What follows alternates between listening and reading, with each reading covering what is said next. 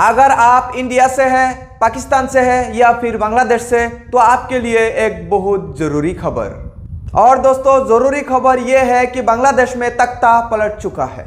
बांग्लादेश में 4 बार सत्ता में रहे शेख हसीना को अपना ही देश छोड़कर भागना पड़ा।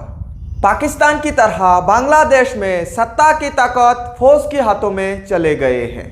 बांग्लादेश और पाकिस्तान में फर्क ये था कि बांग्लादेश में गणतंत्र जिंदा था, जिसका असर बांग्लादेश की इकोनॉमी पर दिख रहा था।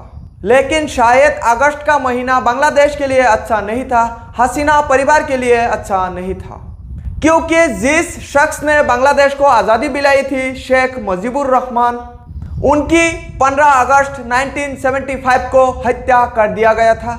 उनके साथ उनके परिवार की और 17 लोगों को हत्या किया गया था। तब शेख हसीना इसलिए बच गए थे क्योंकि वो विदेश में थे। बाद में शेख हसीना बांग्लादेश में सबसे लंबे समय के लिए प्रधानमंत्री बने। बीते कुछ सालों से बांग्लादेश में चाइना और भारत निवेश करना चाहते थे। बाद में एक टॉपिक आया जिसने बांग्लादेश की पॉलिटिक्स को बिल्कुल बदल के रख दिया, और वो टॉपिक था आरक्षण विरोधी आंदोलन। बांग्लादेश में पिछले 2 महीने से चल रही है आरक्षण विरोधी आंदोलन। बाद में 5 अगस्त को शेख हसीना ने प्रधानमंत्री की पद से इस्तीफा दे दिया। बांग्लादेश में हिंसक माहौल पैदा हो गया। बाद में शेख हसीना को देश छोड़कर भागना पड़ा। खबर की माने तो सेना की विमान से वो भारत रवाना हुई है। उनके साथ उनकी बहन भी है।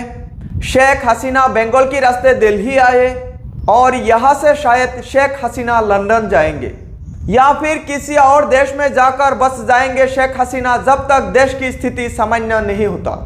बांग्लादेश की जो आर्मी की हेड है, उन्होंने कहा कि फिलहाल बांग्लादेश में एक सरकार बनेगी। आंदोलन में जिन लोगों की हत्याएं हुई है उनको इंसाफ दिलाया जाएगा।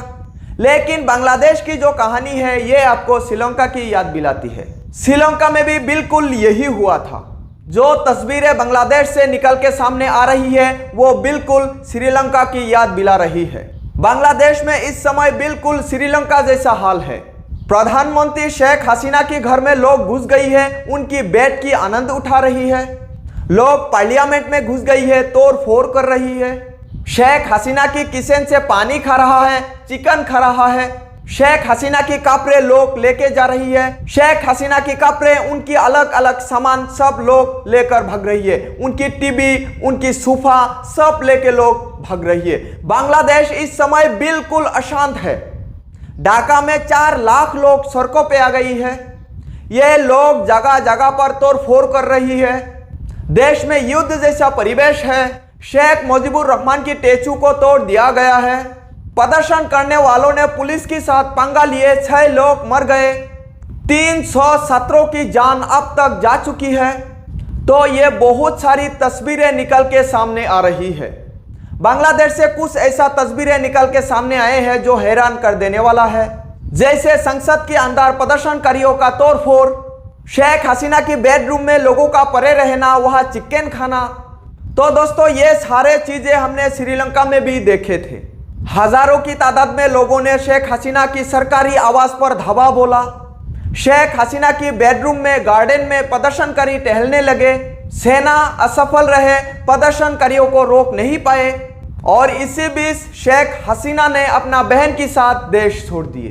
अब ये हालत श्रीलंका की याद दिलाती है और शेख मुजीबुर रहमान की जिस तरह से हत्या हुआ था 1975 को, वो भी याद दिलाता है। क्योंकि जिस घर से बांग्लादेश की स्वाधीनता की आवाजें निकल के आए थे, उस घर का 17 लोगों को मार दिया गया था। बेरहम तरीके से 17 लोगों की हत्या कर दिए गए थे। केवल शेख हसीना और उनकी बहन रह गए थे क्योंकि वो विदेश में थे, नहीं तो ये दोनों भी मारे जाते। मतलब वो एक बहुत बहुत खतरनाक मंजर था बांग्लादेश के लिए। लेकिन फिर चीजें बदली। लेकिन अब एक बार फिर वही कहानी। लेकिन इस बार जो बजाय बताया जा रहा है वो ढाका हाईकोर्ट का आरक्षण पर फैसला।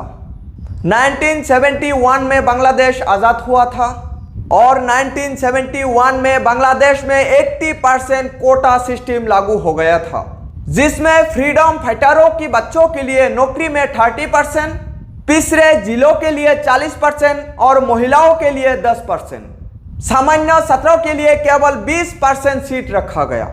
उसके बाद कुछ प्रदर्शन के बाद पिछले जिलों के लिए जो 40% था उसको घटाकर 20% कर दिया गया। सामान्य सत्रों को थोड़ा फायदा मिला। सामान्य सत्रों के लिए 40 सीटें हो गई। 1985 में पिछले जिलों का आरक्षण घटाकर 10 कर दिया गया। उसके बाद सामान्य सत्रों के लिए 45% आरक्षण हो गया। 2018 में कुल 4 महीने तक सत्रों ने प्रदर्शन किया।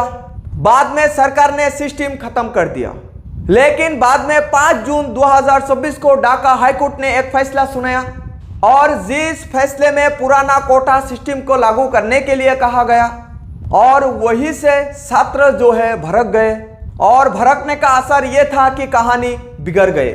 बाद में शेख हसीना ने कुछ स्टेटमेंट दिए जो छात्रों ने हजम नहीं कर पाए। शेख हसीना ने यह कह दिया था कि इन लोगों को पाकिस्तान से सपोर्ट मिल रहा है, अपने देश के खिलाफ ही लड़ाई कर रही है। लेकिन दोस्तों सबसे बड़ी बात यह है कि एशिया में इंडिया ने अपना सबसे अच्छा दोस्त को खो दिया है, क्योंकि बांग्लादेश एशिया में भारत का सबसे अच्छा दोस्त था। बांग्लादेश की इस लड़ाई के बाद भारत को भी काफी नुकसान होगा, लेकिन सबसे बड़ी कहानी यह है कि यहां से आगे क्या होगा। देखते हैं शेख हसीना कहाँ जाती है, कहाँ का पानी कहाँ जाती है। दोस्तों आपको ये वीडियो कैसा लगा कमेंट करके जरूर बताइएगा। इसी के साथ दोस्तों आप लोगों से विदा लेते हैं, फिर मिलेंगे। जय हिंद।